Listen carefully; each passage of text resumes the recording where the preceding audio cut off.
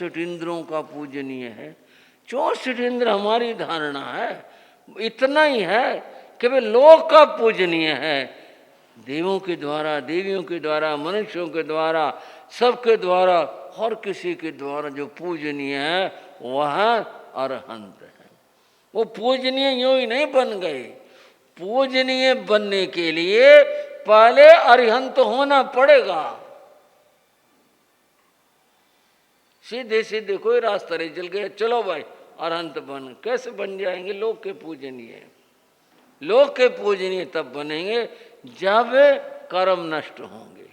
ये तो आप जानते हो, कर्म नष्ट होने से कि वे 8 कर्म होते हैं, 8 में से 4 घातिया होते हैं, 4 अघातिया होते हैं। आत्म गुणों के घात करने से उनको यहाँ घातिया कहा। अगर आपको आसान शब्द दूं तो घातक कह सकते हैं उनको। घातक को घातिया अपने भाषा में बोल दिया। घातक जो आत्म गुणों के घात करे वो घातक। वो 4 कर्म है, और 4 कर्म है वे, एक तो मोह कर्म है, एक ज्ञानावरण है, एक दर्शनावरण है, एक अंतराय है। ये 4 ऐसे हैं जो आत्मा के विशिष्ट गुणों के घात करते हैं। ये कहलाते हैं घातक या घातिया, इनको ये कहते। इनको नष्ट करना आप, और वो 4 रह गए। 4 अघातिया अघातक है, नुकसान तो देते हैं, परंतु एक तो है ऐसी दवा जो नुकसान तो दे दे और एक बिल्कुल ही मार दे, फर्क हो गया ना। वो अघातक है, नुकसान तो देते हैं पर ये बहुत नुकसान देते, ये घातक है, इसलिए इनको घातिया कहा। जो इन कर्मों को नष्ट करता है वह अरिहंत होता है, इसके बिना नहीं होता। और जब तक अरिहंत नहीं होगा वो अरहंत होगा नहीं। क्यों नहीं होगा? क्योंकि लोक का पूजनीय बनेगा कैसे? तभी तो बनेगा जब उसके 4 कर्म नष्ट होंगे। नष्ट होते वो अरिहंत कहलाए। अरिहंत और अरहंत वह लोक का पूजनीय हो गया, लोक के पूजनीय होते। एक और शब्द है, वह है अरुहंत। जैसे हमने अरिहंत बोला, अरहंत बोला, ऐसे ही अरुहंत का भी प्रयोग है। अरुहंत का अर्थ होता है जिसके जन्म और मरण नष्ट हो गए। हाँ जी, जिसके हो गई बात, फिर और क्या? जन्म और मरण नष्ट हो गए, होंगे कब? पहले अनंत बनेंगे, लोग पूजनीय होंगे। क्यों होंगे? अब उनके जन्म और मरण होंगे ही नहीं, वो ऐसे होंगे। ये इस पद के बंधुओं 3 नाम हैं। अरिहंतों के 12 गुण होते हैं। और घड़ी कह रही है कि बस स्टॉप, अब थोड़ी सी बात सिद्ध की कर लें। मौका होगा तो फिर कल फिर कर लेंगे, जैसा मौका होगा, जैसी स्थिति होगी। नमोकार मंत्र का दूसरा पद है नमो सिद्धाणं। बोलो जा, नमो। हमारे श्री विकास मुनि जी ने जाप करवाया, बहुत अच्छा लग रहा था, बहुत ही अच्छा लग रहा था, बहुत प्रिय लग रहा था। जाप की अपनी महिमा है, प्रवचन की अपनी बात है, शास्त्र चर्चा की अपनी बात है, और जाप की तो अपनी बात है, उसका तो अपना आनंद है। दूसरा पद है नमो सिद्धाणं। मैं सिद्धों को नमस्कार करता हूं। बंधुओं, सिद्ध एक अवस्था है। अवस्था कैसी है? संपूर्ण कर्म जहां पर दूर हो जाते हैं।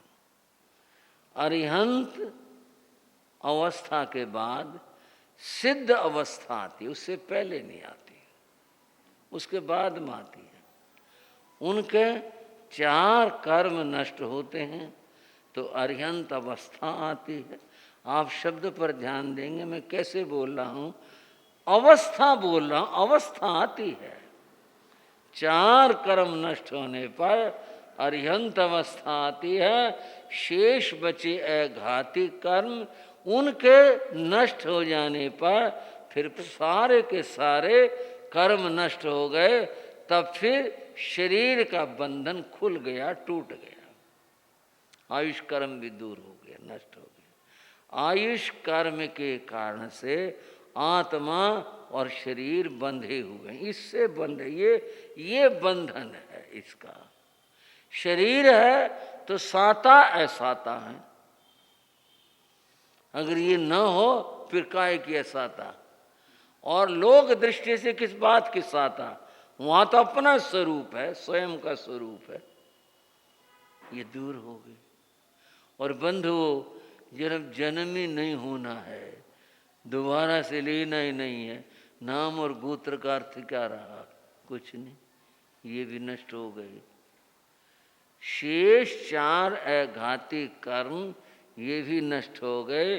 समस्त कर्मों के नष्ट हो जाने पर फिर परम विशुद्ध आत्म तत्व रहा,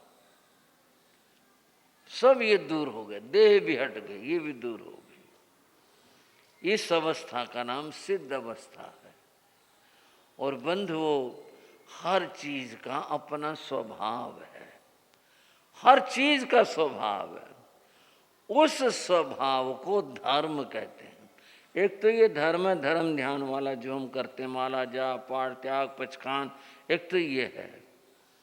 यहाँ है स्वभाव से अर्थ है धर्म। जैसे अग्नि का स्वभाव उष्णता, ये स्वभाव है, इसी को अग्नि धर्म कहते हैं, इसका नाम अग्नि धर्म। अग्नि धर्म का ज्वलन है, अग्नि धर्म ज्वलन है। पानी का स्वभाव, उसका धर्म शीतलता, उसका स्वभाव है। ये किसी ने दिया नहीं, उसको चल भाई पानी तेरे को ही दे देते हैं, यूं नहीं, उसका स्वभाव है। अग्नि का एक और स्वभाव है, और उस स्वभाव है ऊर्ध्वगमन का। अग्नि जब भी जलेगी नीचे से ऊपर जाएगी, स्वभाव है। अब इसको तो ज़्यादा क्या समझाऊँ, आप सभी जानते हो। जब भी चाहे माचिस की तिल्ली का उदाहरण, मैं ऐसा कुछ नहीं कह रहा कि भाई यूँ करके देखो, करते ही आप हर रोज केवल ध्यान में लाने की। तिल्ली जलाई, तिल्ली जलाते जो ज्योति प्रकट हुई वो नीचे से ऊपर को जाएगी, उसका स्वभाव है नीचे से ऊपर जाने का। घरों में लोग जलाते तब नीचे से ऊपर जाती है। कोई आदमी जिद्द के ऊपर आ जाएगा, नहीं क्यों जाएगी, हम तो टेढ़ा करेंगे इसको। मोमबत्ती जलाई, ज्योति नीचे से ऊपर जा रही थी, मोमबत्ती ऐसे थी, उसको यूं कर दिया, मोमबत्ती टेढ़ी हुई, ज्योति टेढ़ी नहीं, ज्योति फिर भी नीचे से ऊपर जाएगी। क्यों भाइयों, टेढ़ी मोमबत्ती हुई, वो तो नहीं, ज्योति ज्योति भी यूं जा, यूं थे तब भी ऊपर जा रही थी, यूं कर दिया उसको तब भी ऐसे जाने लग रही है। और कोई जिद्द पर आ जाए कि कैसे जाएगी, यूं कर दे, कैसे कर लो, ज्योति ने नीचे से ऊपर जाना है, यह उसका स्वभाव है।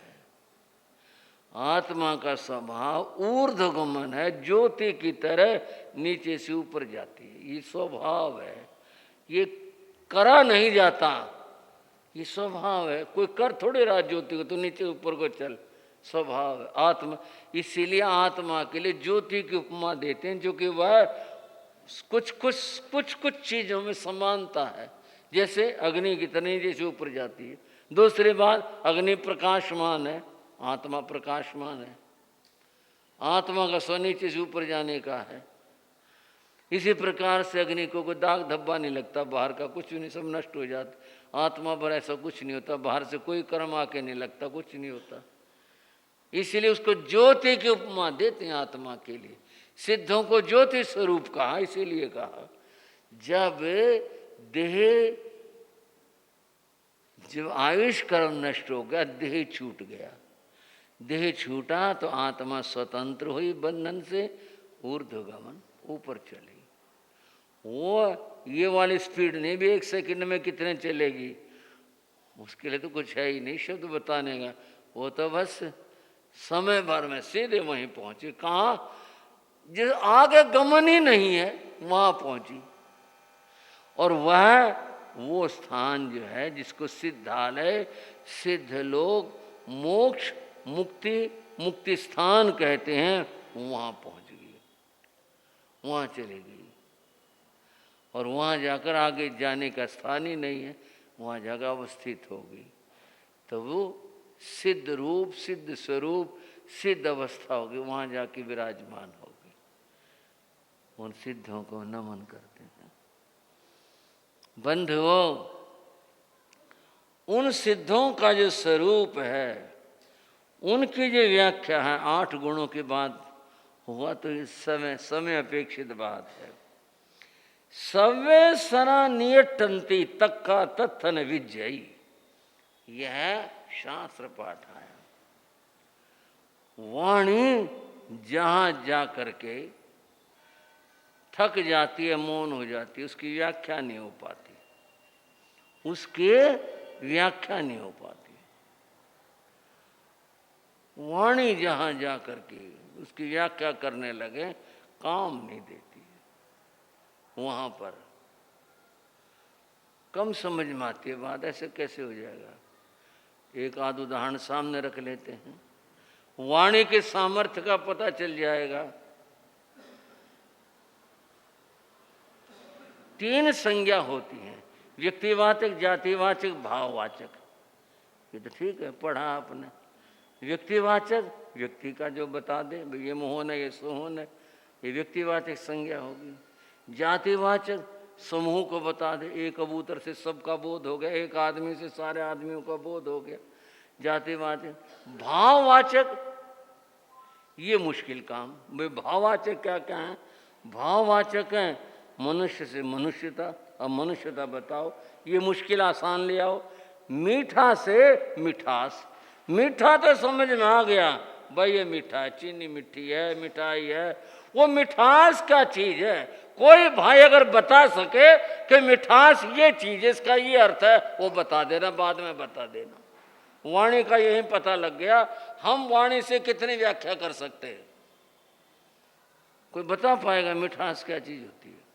मीठा तो दिख रहा है सामने, कोई चीनी है, मिश्री है, मिठाई है, बस वो दिखाई दे रही, उसका नाम भी है, नाम और कुछ भी हो, सामने है, वस्तु सामने। मिठास क्या चीज है? मिठास की व्याख्या करो, कोई बता दे मिठास क्या चीज। मैंने चरक संहिता और सुश्रुत संहिता पढ़ी, आयुर्वेद के आदि ग्रंथ हैं ये। आपका क्या काम पड़ गया चरक से और सुश्रुत से? ऐसे शौक सा रहता है पढ़ने का। वहाँ भी देखें आयुर्वेद में क्या बात कही। सुश्रुत संहिता में भी ये चर्चा आई कि वे मिठास क्या चीज है, वो व्याख्या नहीं कर सके। उन्होंने बात मान ली, इसकी व्याख्या नहीं हो सकती। मिठास क्या है, कटुता क्या है, नहीं, खटास क्या है, इसकी व्याख्या नहीं हो सकती। और व्याख्या करी उन्होंने, और करी उन्होंने कैसे? जिसके ग्रहण करने से पुनः पुनः इच्छा हो। और थोड़ा सा भाइयों, और थोड़ा खा लें, बहुत बढ़िया है, बहुत मीठा लग रहा, बहुत अच्छा लग रहा। जिसके खाने से पुनः पुनः इच्छा हो, जिसके खाने से हर्ष पैदा। वाह भाई वाह, तो बहुत बढ़िया चीज है भाई, बहुत ही आनंद हो रहा भाई। क्या हुआ? जिसके खाने से पुनः पुनः इच्छा हो, फिर खाएं, और जिसके खाने से हर्ष पैदा हो, रोमांच, वाह मजा आ गया भाई खा करके, वाह भाई वाह। ये श्लोकों में बताया, उसका नाम मिठास है। और जिसके खाने से, जिसके खाने से, अर्थ किया इस बात, जिसके खाने से एकदम वमन की इच्छा हो, जिसके खाने से व्यक्ति के अंदर एक भाव पैदा हो, क्या मरे भाई, और उसको वमन करने की इच्छा हो, एकदम से उससे दूर होने की इच्छा हो, उसका अर्थ कटु होता। बात नहीं बता सके, लक्षण बताए, उससे ये होगा, उससे ये होगा, ये तो होगा, लक्षण तो बताए। उन्होंने कहा मैं और नहीं बता सकता, हम लक्षण ही बताए। बंधुओं, इस वाणी की तो बहुत ही छोटी सी सीमा है। इससे हम चाहे ना सारी चीजों को वर्णन कर दें, वो नहीं सकता। होगा ही नहीं। इसलिए यहाँ कहा सवेसरानी अट्टंती तक्का तत्थन विद्यई। सारे स्वर, सारी विद्याएं, सारी भाषाएं जहाँ जाके थक जाती हैं, आगे पता नहीं, आगे कह नहीं सकते, आगे कह नहीं सकते। दर्द क्या है ये नहीं कोई बता सकता। दर्द तो हो रहा, दर्द है क्या चीज, कोई शब्द ही नहीं उसके लिए भी क्या चीज हो। वहां वाणी काम नहीं देती, वहां तो व्यक्ति को मौन होना पड़ता है और कोई तर्क काम नहीं देता वहां पर किसी प्रकार का। सिद्ध भगवान का स्वरूप और आत्म स्वरूप बताने में कुछ भी बात बन नहीं पाती। सिद्धों की तो बात क्या कहें, अरिहंतों की और सिद्धों की, ये तो मामला ही ऐसा है कि जिसकी जितनी चर्चा बस अंत में नमन करके कहते हैं आप जो होना, जैसे हम आपको नमन करते हैं भगवान जी हो, बस यही बात पूरी करनी पड़ती है और इसका बात बनती नहीं। और हमारे श्री अमित मुनि ने कहा कि घड़ी जरूर देख लिया करो, फिर होगा तो मौका देख लेंगे जैसा अवसर होगा, क्या करें। बस खत्म कर दूं, वो नहीं सुनाऊं। अच्छा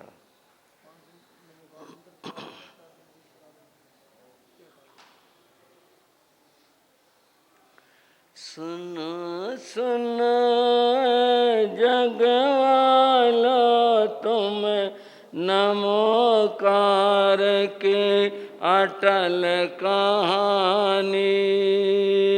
सुनो सुनो जगवालो तुम नमोकार के अटल कहानी।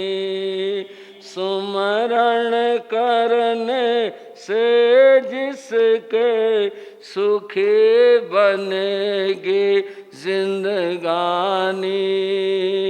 सुमरण करने से जिसके सुखी बनेगी जिंदगानी। सुनो सुनो जगवालो तुम नमोकार की